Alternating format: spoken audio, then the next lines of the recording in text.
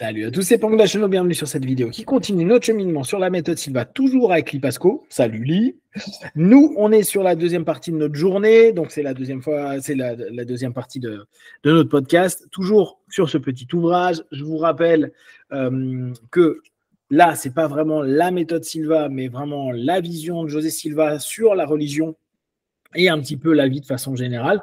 Donc, pour les personnes qui sont vraiment intéressées par la méthode et le principe technique, qui connaissent pas bien, voyez plutôt les 50 premières vidéos des podcasts qu'on a fait avec Lee. On vous donne plein d'infos. Là, c'est pour les personnes qui connaissent déjà la méthode Silva, qui veulent un peu connaître l'état d'esprit de José, la façon un peu de fonctionner de son état d'esprit, on va dire. On a vu plein de choses super intéressantes. Là, on s'est arrêté donc sur cette notion des 80% de réussite, entre guillemets, des intuitifs. Mais dans ces 80%, Lee a bien précisé, c'est 100% de réussite dans les 80%. Et les 20%, c'est là où il y a une variable. Mais ça peut être 90% pour certains moments, ou 70%, etc. Je trouve que ça, c'est super intéressant que tu aies précisé cette idée-là. Alors, hop. On passe ici. Alors, comment trouver la vérité et la réalité? Donc, là, c'est dans ce chapitre-là. Mon approche est différente. Depuis le début, je mets un point d'honneur à appliquer ma connaissance pour résoudre des problèmes, de trouver des usages pratiques pour que l'information psychique nous permette d'aider la planète à être une meilleure place à vivre. Donc on revient sur cet aspect vraiment clé, c'est il a capté assez tôt que le travail psychique, le travail subjectif, moi j'adore ce mot-là, le travail subjectif, a un impact sur le monde objectif, sur le réel. Et donc c'est vraiment, tout son principe est là, c'est que à partir du moment où il s'est rendu compte que vu qu'il était assez connecté à tout ça et qu'il pouvait faire confiance à ce qui se passait dans sa tête comme étant des éléments qui pouvaient permettre un monde meilleur dans le concret, dans le réel, il a cherché tout le temps à comment on peut résoudre des problèmes. Et les problèmes, on les résout d'abord dans notre tête. On y cogite, on fait plein de choses. Là, dans la méthode Silva, c'est on va en alpha, on papote avec nos conseillers, on va faire technique du verre d'eau, on va demander des conseils au rêve, bref, plein de choses qui nous aident. Mais n'oubliez pas, tout ça, c'est des outils. L'idée, c'est à un moment ou à un autre d'être capable en quelques instants de vous mettre en alpha pour vous dire j'ai suffisamment de points de référence, de confiance dans mon intuition pour que maintenant, je n'ai pas forcément besoin de faire un rituel. Le rituel, c'est notre mouvement d'apprentissage. Mais on en a déjà parlé. Lee, elle ne fait plus forcément le verre d'eau. Elle y pense, elle dit oui, j'aimerais bien cette réponse-là. Et elle voit dans sa tête en gros le rituel, mais elle ne le fait plus. En gros, ça, c'est notre basique pour habituer notre corps, notre esprit à avoir des points de référence. Mais au bout d'un moment, le but d'un clairvoyant Silva, entre guillemets, c'est de dire bon, mais j'ai suffisamment confiance dans mon rêve cette nuit pour me dire c'est bon, cette nuit, je sais que je vais avoir une réponse. Ou demain, je me suis posé en alpha, je me suis dit demain, j'aurai une réponse par rapport à telle problématique. Tu n'auras pas plus besoin de prendre ton verre d'eau vu que tu le connais suffisamment pour dire demain, je serai ouvert et j'aurai ma réponse. Et ça, c'est hyper important à prendre en compte. On ne reste pas constamment dans les rituels. C'est ça qui est intéressant à terme. Vous allez avoir une notion qui devient natural, qui devient très, très naturelle à ce moment-là, très intégrée à vous-même sans même vous en rendre compte. En fait, je fais toujours le rituel, sauf que souvent, j'ai juste l'idée en tête pour dire « Ah, je vais faire ça ce soir » et la réponse arrive même avant que le soir arrive. Donc, oui, c'est devenu beaucoup plus interne, quoi. Moi, je l'avais vu ça sur des tests. Tu sais, ça fait plusieurs années où moi, je suis toujours en questionnement sur est-ce que l'énergie, ça existe, est-ce qu'on peut aider des gens à distance et tout. Donc, ça fait des années que je fais plein de tests et j'ai de la chance d'avoir beaucoup de demandes de personnes et je fais ça vraiment assez régulièrement dans la semaine. Et c'est amusant parce que depuis quelques années, ce que j'ai observé, avant, tu vois, je lisais le mail de la personne ou le message, je me posais, puis j'allais faire mon petit rituel à me dire, tiens, je suis à distance, un petit peu comme un cas, tu vois, je vais faire une correction, etc. Puis, Et alors, ce que je voyais, c'est que je leur demandais des messages tous les jours pour savoir s'il y a quelque chose qui s'est passé. Parce que je me disais, ça peut très bien être une attente de la personne et je ne fais rien, mais la personne se sent mieux. Tu vois, c'est possible. Type, je me dis, je vais le faire le jour 3, la personne, elle me renvoie le jour 2, ah, ça va déjà mieux. Bon, bah, j'ai rien fait. Donc, c'est l'autosuggestion qui a fait que. Super. Mais il y a des moments, et assez souvent, je fais un truc et je reçois un SMS, un mail, un truc, 2 heures après, à dire, je sais pas quand tu as fait ça, mais je me sens mieux. Ah, bon, alors là, tu te poses des questions. Moi, je suis toujours sur ce questionnement-là.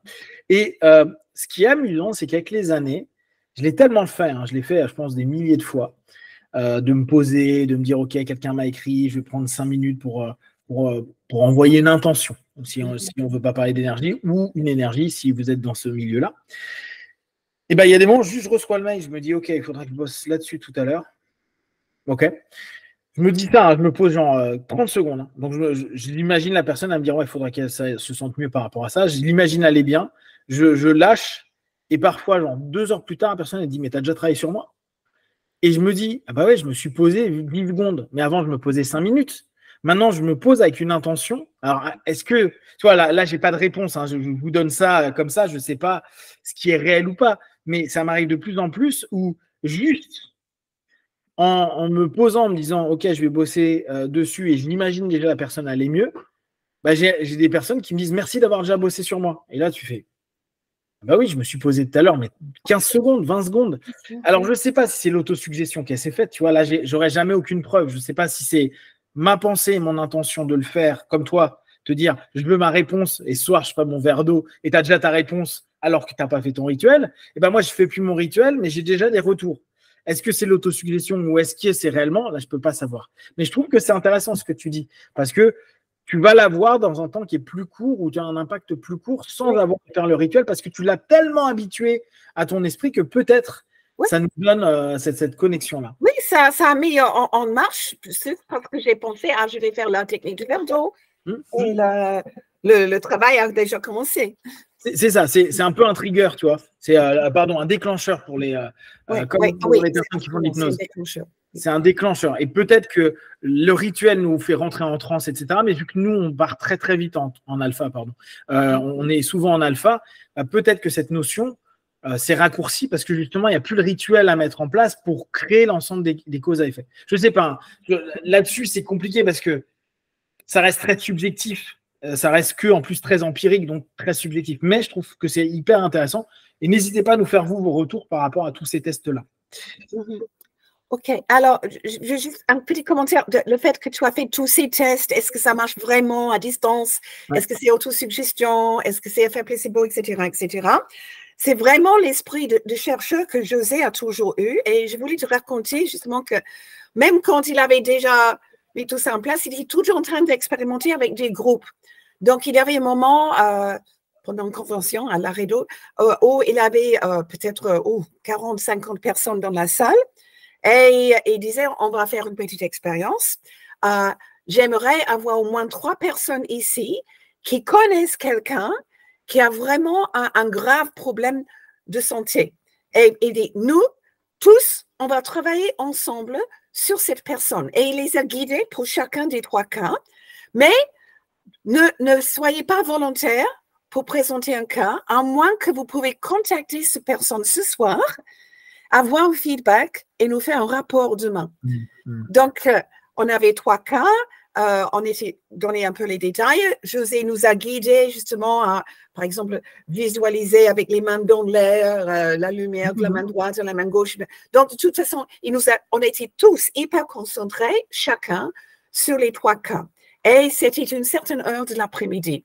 Et il disait, OK, bon, puisqu'on va se voir demain, je compte sur vous 3 de faire la connexion et demander comment c'est passé. Alors, une des personnes, le cas qu'il a dit, il dit, je ne peux pas contacter la personne, mais je peux contacter les gens responsables. C'est une personne en coma. Okay. Et elle a été en coma depuis, je crois que c'était 3 semaines, et on a tous programmé. Le lendemain matin, il arrive, il dit, j'ai téléphoné à l'hôpital. La personne s'est réveillée de son coma à 3h25. Et c'était exactement le moment qu'on a programmé. Bon, alors là, c'est trop de coïncidence, justement. Oui, c'est ça, c'est ça. Mais ça, c'est un exemple parfait de pouvoir vraiment tester quelque chose parce que la personne n'était pas courant. Oui, bien sûr. En commun. Bien sûr. Oui, c'était bien.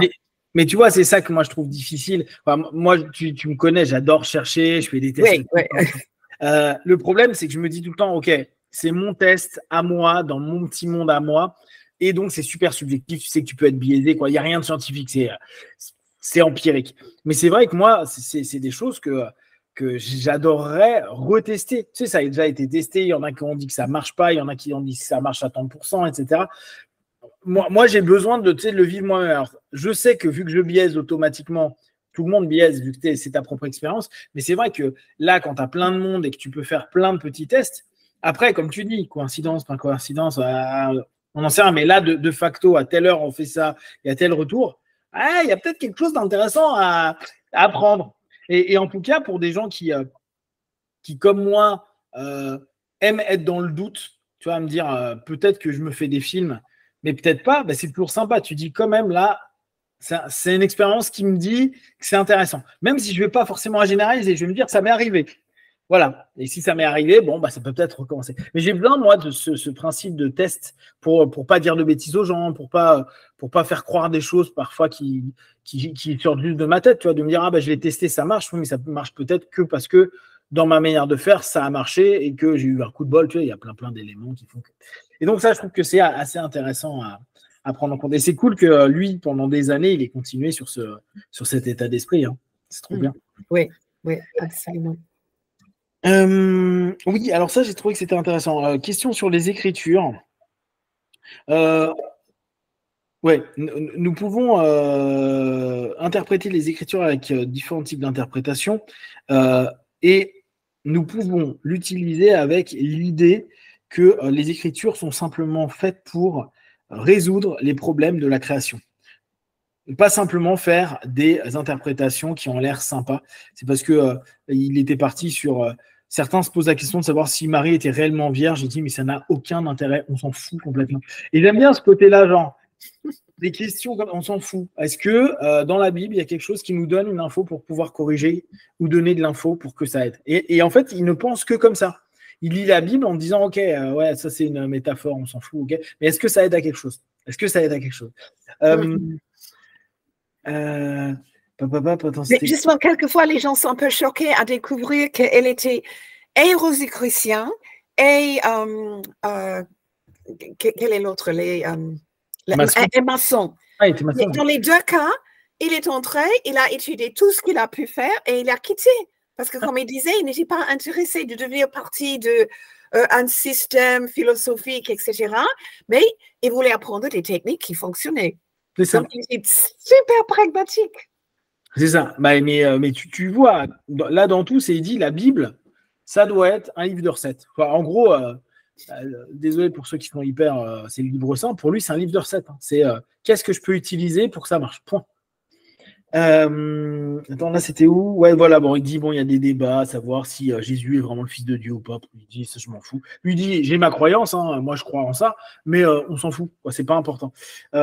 Par contre, Jésus nous a appris à utiliser le cerveau droit, en gros, le monde spirituel, le paradis, tout ça, le monde subjectif, l'intuition, et il a orienté les humains à être plus spirituels, à devenir plus au fait de leur mission assignée, entre guillemets, c'est-à-dire résoudre les problèmes de la création. Donc, en fait, il revient toujours dessus. Il dit non, mais Jésus, il n'a pas fait 50 000 trucs. Il a fait que de dire qu'il fallait faire bien pour qu'il y ait moins de problèmes, moins de souffrances, donc moins de problèmes, moins de bugs dans la création. Et ça, c'est aux humains de le faire parce que Dieu, il n'a pas que ça à faire, entre guillemets, et que c'est la responsabilité des humains. Et ça, c'est assez abusé. Pourquoi j'ai mis un petit truc là? Ah, si, ça. OK. Alors, what else bien? OK. Donc, le Jésus identifiait les problèmes qui ont causé. Ah oui, ça j'ai bien aimé.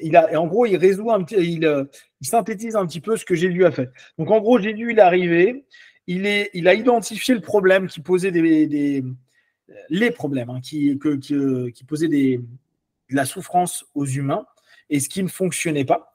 Et il s'est rendu compte que pour la plupart des personnes, ils n'avaient pas une piste, en gros une technique pour utiliser leur 10%, leur cerveau droit.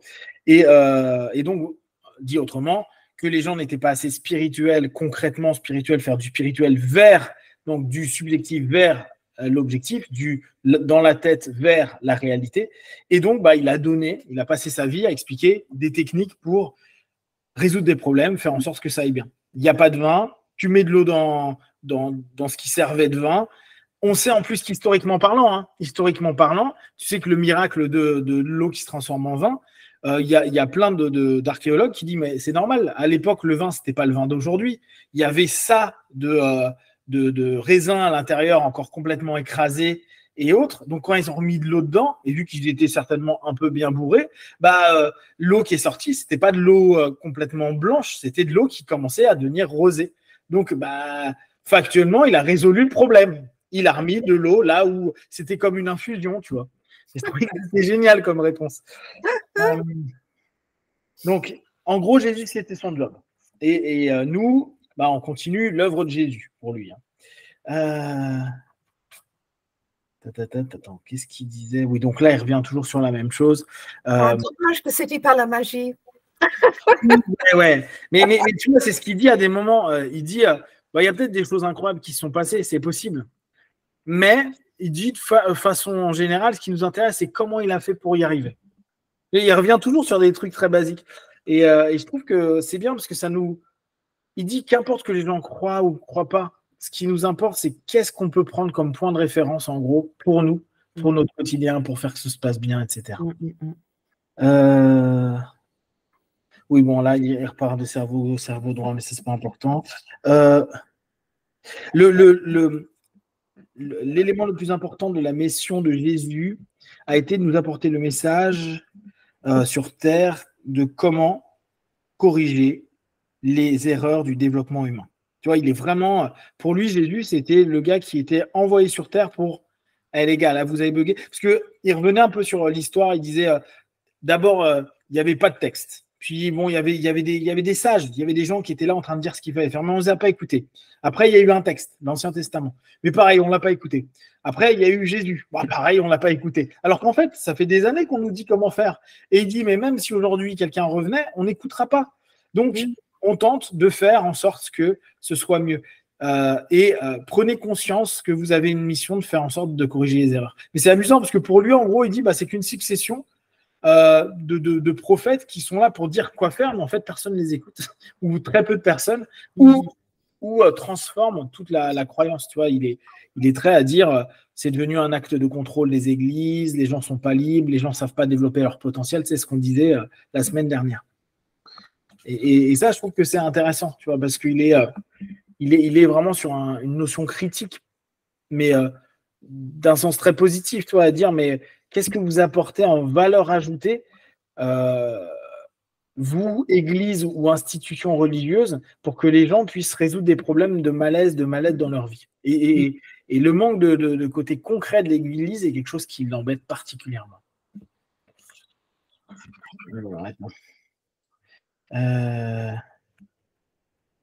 Oui, alors après, il revient sur des versets. Donc, ce qui est intéressant, c'est en gros, qu'importe que vous alliez au paradis, il faut déjà que la terre puisse devenir un paradis. Et donc, il revient sur cette idée-là et il dit, mais c'est parce qu'on va mettre en action nos pensées qu'on va être capable de modifier le monde. Donc, il est toujours dans ce côté ultra pragmatique.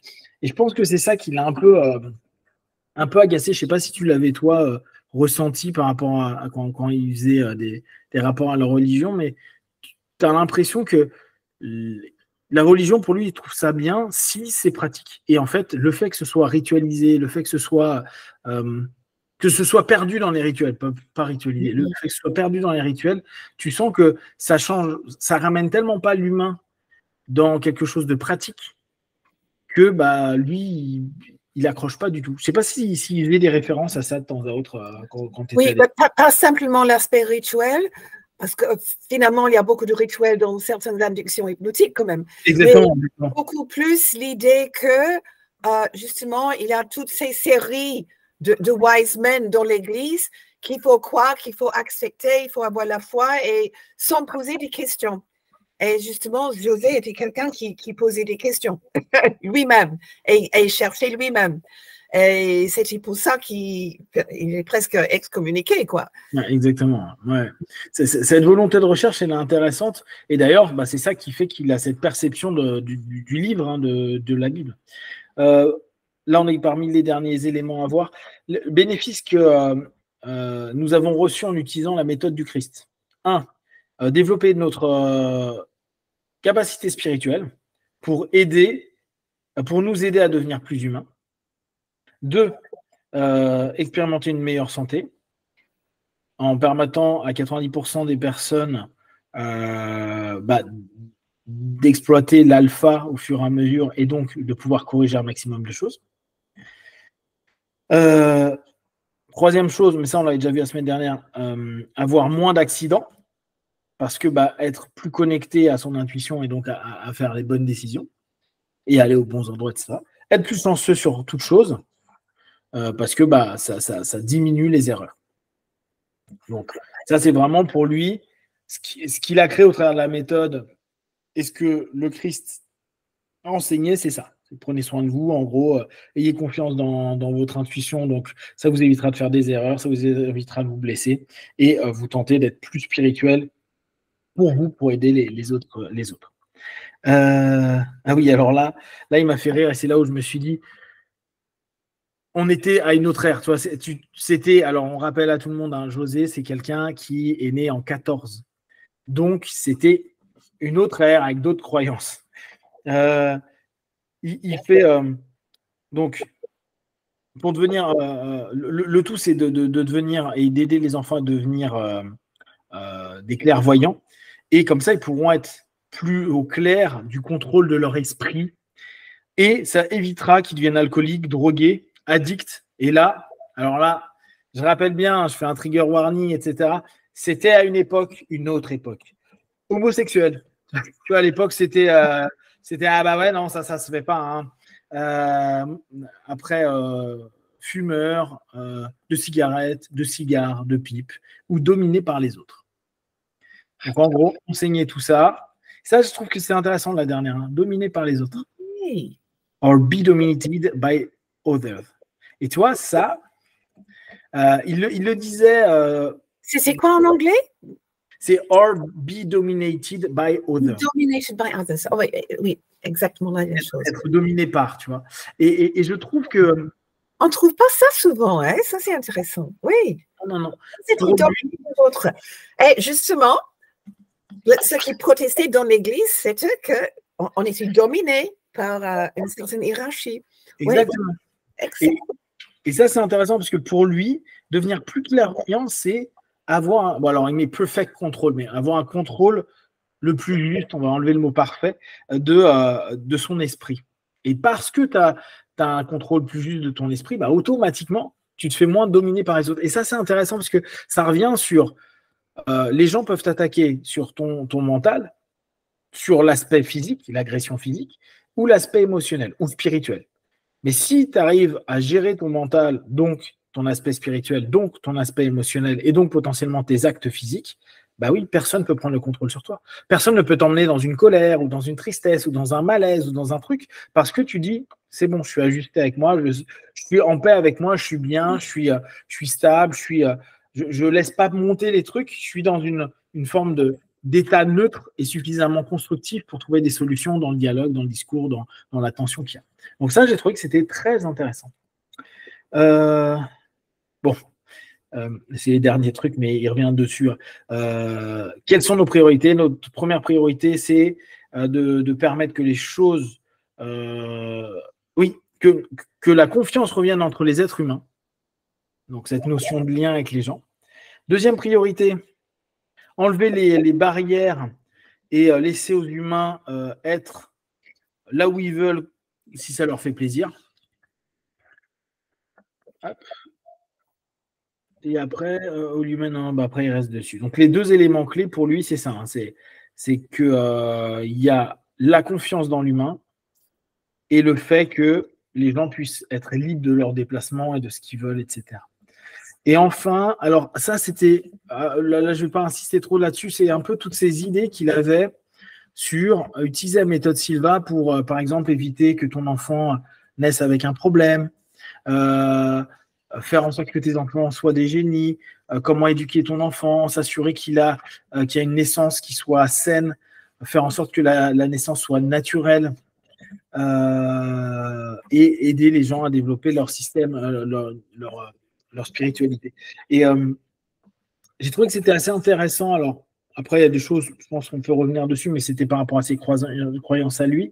Mais par exemple, il disait, pour éviter que votre enfant soit malade, la première chose à considérer, c'est déjà que les parents apprennent à rentrer en alpha et que chaque parent aille régulièrement un quart d'heure par jour, 28 jours avant la conception. La deuxième chose, c'est que les parents... Ouais, alors bon, là tu vois, c'est un truc que les parents soient compatibles au niveau sanguin. Alors ça, j'ai pas trop compris. Et le troisième, c'est de chercher à être en accord par rapport à l'intelligence universelle. Et il utilise donc la méthode pour apaiser les gens, pour faire visualiser que l'enfant naisse bien, que tout se passe bien, etc., etc. Et j'ai trouvé que c'était assez intéressant de voir qu'il ouvrait aussi sur cette notion de parentalité, de donner la vie, de l'attention qu'il peut y avoir. Et on sait que Laura avait fait un petit livre pour les parents. Donc là, on a quand même un grand panorama de sa vision spirituelle et limite biblique. Et je trouve que il y a beaucoup d'éléments qui sont intéressants pour comprendre pourquoi la méthode est devenue ce qu'elle est devenue, pourquoi elle est proposée comme ça, pourquoi elle s'est aussi bien diffusée aussi. Parce qu'il y a plusieurs millions de personnes qui ont eu accès à ces connaissances et ont fait ce travail. Et en fait, ça va complètement dans l'état d'esprit de José. Hein. C'est ce partage, enlever les barrières, avoir confiance dans les autres, faire une espèce de grande famille de personnes qui ont les mêmes manières de fonctionner. Après, les mêmes valeurs, je ne sais pas, mais en tout cas, les mêmes façons de fonctionner. Qu'est-ce que toi, qu'est-ce que tu perçois, qu'est-ce que tu retires de ce livre-là, là, comme ça, avec ces deux sessions qu'on a fait, ces partages qu'on a fait? J'allais juste ajouter que tu as dit dans le même esprit, je dirais au même niveau d'onde. Parce que là, c'est littéral. Il a déjà cette expression, nous sommes au même niveau d'onde, mais littéralement. Exactement. Etc. Donc, ça m'a beaucoup intéressée, justement. J'ai envie de retrouver le livre moi-même et de regarder de nouveau. Et effectivement, c'est vrai qu'il a toujours associé son travail en psychologie, le développement sylvain, avec sa mission divine, en fait. Et pour lui, il avait des signes qui ont connecté les deux. Donc, c'est vrai que pour lui, c'était partie de la méthode sylvain innée, mais il a respecté totalement ne pas mettre ça dans les cours de base. Exactement. Et ça, je crois que c'est parce que là, quand on voit un livre comme ça ou quand on lit Réflexion, donc ces deux livres qu'on vous a présentés, on pourrait se dire, avec autant d'orientation, parce qu'il a ses opinions, il a sa manière de voir les choses, on pourrait avoir une méthode qui pourrait être empiétée par la religion ou qui pourrait, tu sais, orienter les gens à dire devenez plus pieux, catholique, chrétien, je sais pas quoi. Mais pas du tout. En fait, ce qui est génial, c'est que la méthode, elle est complètement agnostique, c'est ce que vous êtes, comme vous êtes, qu'importe homme, femme, enfant, tout le monde peut y participer parce que justement, l'idée, c'est que les gens soient en commun, que les gens puissent se rendre compte qu'ils ont des compétences, que tu peux aider le monde parce que tu connais des gens et si en plus ces gens ils pensent comme toi, vous êtes un grand nombre de personnes à pouvoir vous entraider déjà, puis aider des personnes qui ont besoin d'aide et corriger tous ensemble. Et ça, c'est vraiment très très fort. Moi, je trouve que j'aime bien parce que ça nous redonne, c'est encore différent de la biographie, tu vois, ça donne vraiment sa vision profonde de ce qu'il avait en tête pendant tout ce temps quand il a créé la méthode et même quand il l'a mise en place, quand il l'a partagé avec tout le monde. Parce que c'est un bon bouquin, c'est vraiment un très bon bouquin. Pour nous qui sommes passionnés de la méthode. Hein. Après, pour ceux qui ne connaissent pas, ça peut les intéresser, mais ça peut être un peu particulier s'ils ne voient pas l'homme que c'est. Au top. Bah, on va s'arrêter là. Oui. En retard, complètement. Donc, je rappelle juste qu'au mois d'août, dernière semaine d'août, il y a la méthode Silva à Paris, c'est ça? Oui. 4 jours consécutifs. Yes, donc n'hésitez pas à aller sur le site de la méthode Silva, .fr.ch ou .be. Comme ça, vous allez avoir dans les différents pays et les différents instructeurs. Justement, si on est dans le sud, il y a aussi un cours en présentiel à Aix-en-Provence au même temps qu'à Paris. Donc, il y aura des cours en présentiel. N'hésitez pas à contacter les instructeurs pour vous y inscrire si ça vous intéresse. Et nous, on se revoit très vite. Merci. Si vous avez des questions à dire, vous les partagez sur Facebook, YouTube. On y répondra le plus rapidement possible. Et comme d'habitude, tout ce qu'on propose, ne prenez que ce qui est bon et juste pour vous tester, observer, analyser et conclure. Et voilà, très vite. Ciao. Merci, Lily.